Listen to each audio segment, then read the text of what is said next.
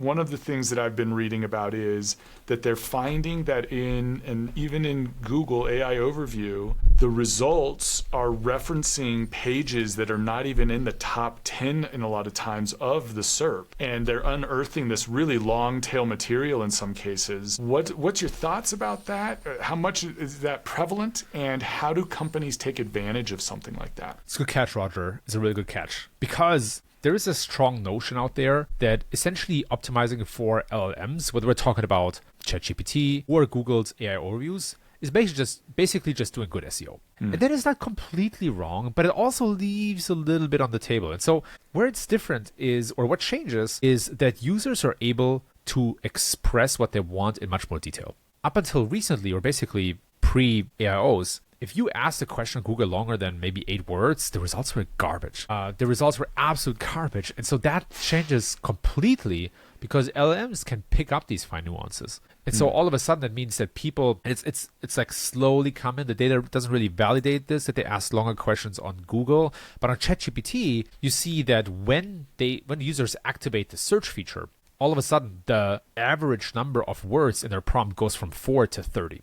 So they're asking really, really long questions and are able to express their intent much, much better. As a result of that, it creates the need for very, very hyper-targeted content to satisfy that, that detailed expression of what people want in their profile. So we're going from a world of something like best WordPress hoster, which would be like a classic keyword that people search on Google, to maybe a prompt like, who's the best hoster for WordPress that has a high uptime, is ideal for, online stores that sell a certain thing and companies that are below 5 people or under 5 people, right? So these are the types of things that people now prompt. In return, it means that we need to just create content that can satisfy these kinds of questions. Now, the challenge is we don't know what people prompt. Nobody really knows. Maybe OpenAI doesn't even know because it's so noisy. But by understanding our users deeply and who they are and what they want, we can accommodate their needs. And so this leads to a scenario where we get a lot less traffic, obviously, but it converts at such a higher rate because we can present somebody an offer that nails it, that hits it out of the park. Hey everybody, it's Roger with Kinsta. I'm joined today by a new friend, Kevin. Hey Kevin, how are you? Great, how are you? I'm doing really well. I'm excited to talk with you. We've got some exciting things to kind of discuss regarding AI overviews. And so I hope everybody is paying attention and listening to this. But before we get into that, I really love getting to know who you are and your background and what brought you into digital marketing and led you to where you're at today. Yeah, I'm going to try to keep that answer as crisp as a ChatGPT o3 model answer. The cliff notes are, I was born and raised in Germany when I was about 10, 11, 12. Then internet became widely available and I was fascinated with computer games even before the internet, but the internet was kind of the fuel on the fire. And so what led me kind of into this broader world of marketing and growth and SEO was computer games. I was playing with a group of friends. At some point, wanted to play in like online tournaments. You needed a website to register for those tournaments. I became the guy to figure out how to do it and then learned a little bit of scrappy CSS and HTML. And, fast forward, that kind of enabled me and kind of led the way into SEO. So back then was like, we're talking about, 15, 16 years ago. It was very dark, black hat, not what it is today at all. And so, I went to college and stuff and I started on I spent like a year working in finance and I realized, it's maybe not exactly what I thought it was. And then pivoted over to SEO at an agency, did a traineeship there and kind of worked my way up. And so I guess, what's interesting about this is that I took a bit of a leap of faith into doing a dark art that was not very popular back in the day. And, kudos to my parents who were okay with that. And it led to something. Nice. Excellent. Yeah. So a little bit to unpack here. I'm remembering 15 years ago, right? That's about when I started kind of doing freelance work and building people's websites and SEO was this totally dark art, right? You knew that backlinks were important. There were good ways of getting backlinks and dodgier ways of getting backlinks. The thing that always struck me, though, was while all these people were focused on getting backlinks, I would look at somebody's website and go, we're leaving like half of the money on the table just because this website is a piece of junk. When it comes to on-page SEO, what are the things that you think that people are still just totally missing and that they need to just slow down and just cover these few bases? It's interesting because I built some of these junk sites early on. I learned like very poor Photoshop and Illustrator skills, and built some sites in Flash still back in the day. And then the first time that I was able to create something maybe acceptable was when WordPress became an option. And then of course, early on I was on Kinsta and stuff. Shout out to the team there. That actually goes way back. But when it comes to actually on page and some very concrete specific things that are hugely important today, I can boil it down to one question, which is, how is this piece of content or this landing page or this lead generation tool, whatever you have, how is it better than anything else out there that tries to rank for the same topic? That should be kind of your mindset. I think people often forget how much content there is and how many landing pages there are. And SaaS products, there are 15,000 and more SaaS products. And so you need to set the bar incredibly high to even have a shot. Sure, there's all the technical stuff. There's some of the, more formulaic content optimizations that do work. Backlinks, sure, they still matter to some degree. But at the end of the day, none of that works if your content isn't the best for that specific topic on the web. It's a great point. So here we go. We're fast forwarding. You've dove into the new dark arts, which is AI overviews and AI assisted search, right? Like there's these new black boxes that the LLMs, we have some idea of what they're doing to pull these results in, but it's still a big mystery. And so I'm really excited to kind of dive into the research that you've done and start maybe unpacking a little bit of this new version of SEO that's happening. That's a good point. Fast forwarding, today I'm lucky to work with some amazing big companies and brands, from Meta to Upwork, Dropbox, Ramp, and everything in between. And so in my work and in conversation, of course, with colleagues in the industry, we realized there's this big gap. So there's lots of aggregate data, and I've written about that plenty, that shows, how users change their behavior on Google and how much traffic still arrives on our website now that Google gives AI answers. But there was this massive gap of truly understanding how users interact with AIOs or AI overviews. And so I set out to partner with a team. As a matter of fact, this study was conducted by over 6 people working on it, to run a usability study, which basically means we track user screens and we track and evaluate their actions, but also their thoughts and annotations. And so we recruited 70 participants from the US. We gave them 8 different tasks, from everything from buy this little product to find the side effects of a medication, find a local tax accountant, right? Plenty different tasks to get a good picture. We recorded them doing that across desktop and mobile. We had different age bands in there. And I think we had almost 30 hours of filmed material. We had 13,000 annotations that we evaluated. So this is like a very, very, very deep study that stands in contrast to evaluating all the big data points, which are also very exciting, of course. Yeah. Okay. Okay. So I think that's really the big thing that sets this apart, right? Is with traditional SEO, you're able to do a little bit more of these studies, I guess, more ad hoc. You don't necessarily have to do as much user testing because there's a little bit more consistency to the results, although personalized search has been throwing that into array for many years. But now we've got, with AI overviews specifically, right, when you're doing a Google search, it's potentially creating a unique result every single time that you use it. Is that a pretty accurate statement? Pretty much, yeah. The volatility or the change rate depends a little bit on topic, etc. But yeah, it's a very different answer, and it's an answer before you click through. And so obviously it deeply changes the way that this web ecosystem works, that has been built over the last 2 to 3 decades. But it's also just fascinating to see, how do people actually react to that? Do they really read those answers? Do they click on links? Do they just skip it? How much are there influence in their answers and stuff? And so, yeah, we found some fascinating results. I would go so far as to say, I've been in this again for like 15-ish years or so. I would say this study fundamentally changes my mental model for going about SEO. Wow. Okay. Well, with that said, should we dive into the results? Let's do it. Okay, so I'm gonna tie this together a little bit. There's obviously a lot in there, but you can probably find it right up in the show notes. And we even have video clips of the users and their annotations and how they browse through the results. So anyway, I think the most interesting result to me is that users change the way that they evaluate search results, whether it's in or outside the AI answers. So what I mean by that is, until now, the main filter, the main criteria for you to pick a search result was relevance.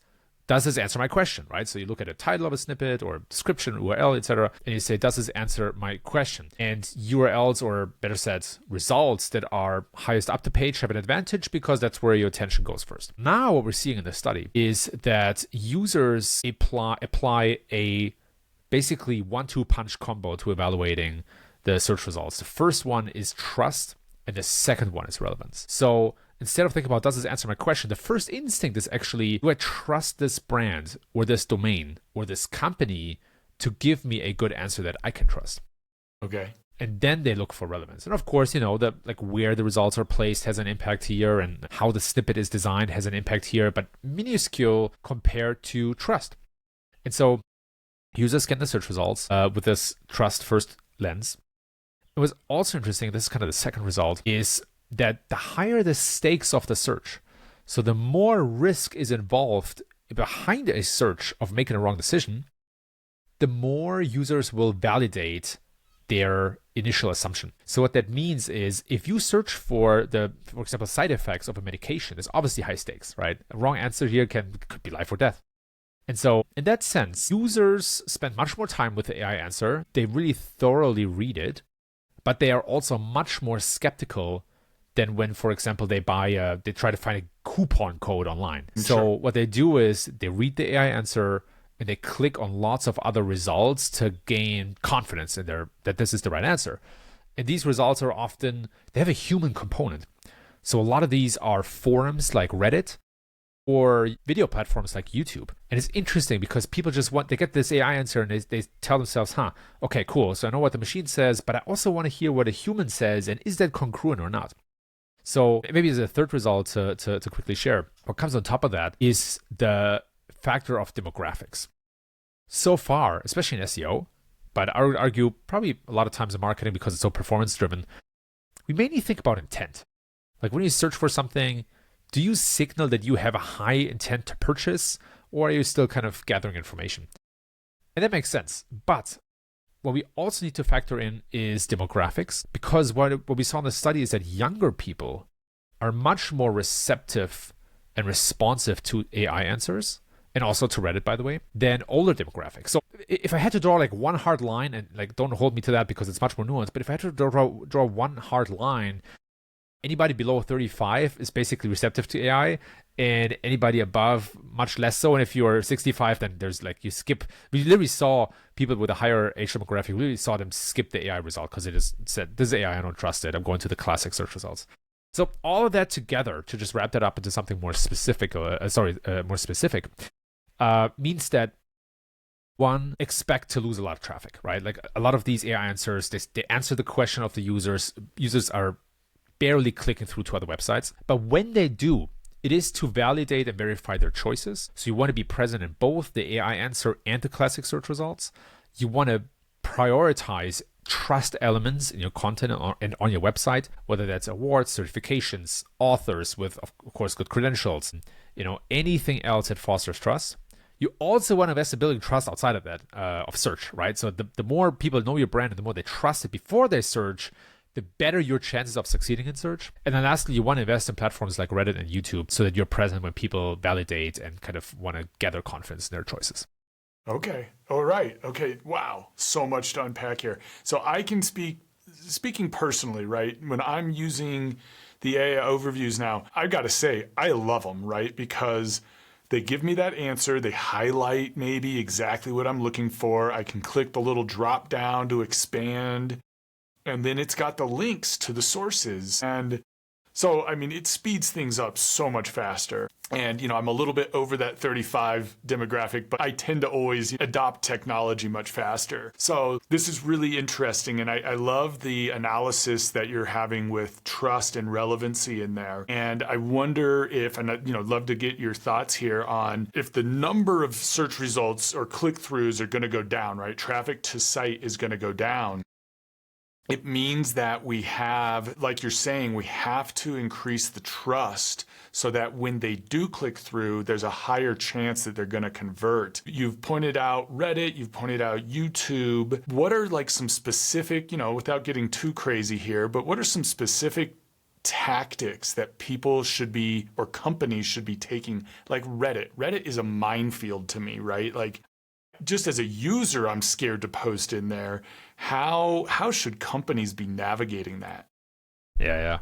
I love this question, right? Because a lot of companies are unsure about Reddit, and rightfully so. Reddit has very strong antibodies against anybody who is overly promotional or spammy. And don't get me wrong, you can still spam on Reddit. Like, it's not bulletproof, right? So I say that because I know that if I post it on LinkedIn, I get like 50 comments of people saying like, hey, but here's spam, there's spam. Sure, it happens. But in a large scale, it has very strong antibodies in the form of the community and the moderators who tend to kick you out if you're harming the community. But that makes it also such an important kind of trust or source of trust for a lot of users. And so there is no short game on Reddit except for advertising.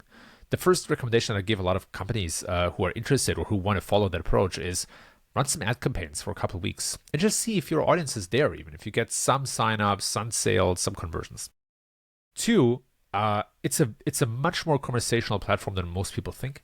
So the wrong approach to Reddit is to just post, hey, we have this awesome product, we're the best. The right approach is to say, hey, first I'm just going to engage with some subreddits, maybe some people who have questions. Maybe they have questions about hosting, right? Or maybe there's even a couple of questions about Kinsta, and they're like, hey, why should I pick Kinsta? And then the key there, and this goes back to trust. The key there is to be as humble and objective as possible, because that's where trust comes from. If you have the notion that another person is trying to sell you something, your guards or guardrails go up immediately. And so it's a very humane, humble, responsive way of fostering engagement with other people or other members of that subreddit. It's also a long game, right? All this stuff. And I think, I'm seeing like a stronger divide between advertising, which can deliver results very quickly in some cases, and then all the organic marketing, SEO, Reddit, YouTube, like all this other stuff that just takes some time to pollinate. And so on Reddit, you want to become a stable member of a subreddit or build your own subreddit, which also works. And if you ask yourself, right, I'm like a big fan of these like heuristics or single questions to kind of build a mindset here. If you ask yourself, does my response or my thread or my post foster trust here with potential customers? That should put you on the right track, right? I think a lot of people have the intuition, the emotions to figure out, hey, am I trying to pitch something here, or am I kind of coming to the table trying to provide some value? And you see some companies who are able to build complete businesses on Reddit in itself. So asking questions is a good tactical advice. Just like asking questions is not usually people don't feel sold to, that actually makes them open up. Two, being overly transparent. So whenever you respond, you say, hey, I'm a Kinsta employee. That actually resonates really well because people know that you're honest. Okay. And then three, you can go about it in a similar way to content creation, where maybe you share some behind the scenes, maybe you share some exclusive content that is valuable, or maybe you just ask for feedback. Okay. I love it. And as you're talking through this and I'm thinking about it, I mean, all of this goes back to community. So it is quite interesting to see, the fears of AI is, oh my gosh, it's going to dehumanize the internet, it's going to dehumanize technology, we're just going to talk to robots. But what we're actually finding in this discussion and in your research, it seems, is we're actually maybe getting a deeper connection to humanity through trust and community and all of that. So this is absolutely fascinating and very interesting stuff. What are your thoughts about How about this? Just to switch gears real quick. One of the things that I've been reading about is that they're finding that even in Google AI Overview, the results are referencing pages that are not even in the top 10 in a lot of times of the SERP. And they're unearthing this really long tail material in some cases. What's your thoughts about that? How much is that prevalent? And how do companies take advantage of something like that? It's a good catch, Roger. It's a really good catch. Because there is a strong notion out there that essentially optimizing for LLMs, whether we're talking about ChatGPT or Google's AI overviews, is basically just doing good SEO. And that is not completely wrong, but it also leaves a little bit on the table. And so where it's different is, or what changes, is that users are able to express what they want in much more detail.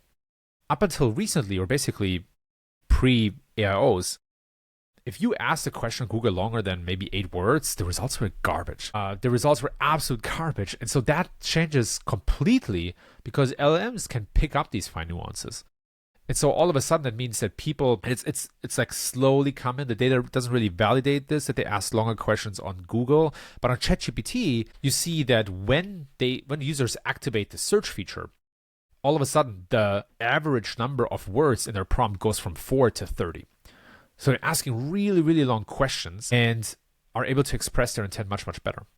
As a result of that, it creates the need for very, very hyper-targeted content to satisfy that detailed expression of what people want in their profile.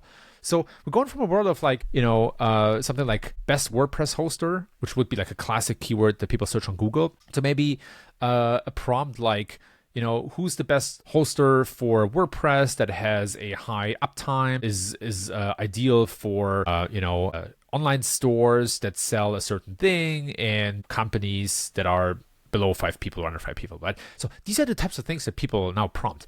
In return, it means that we need to just create content that can satisfy these kinds of questions. Now, the challenge is we don't know what people prompt.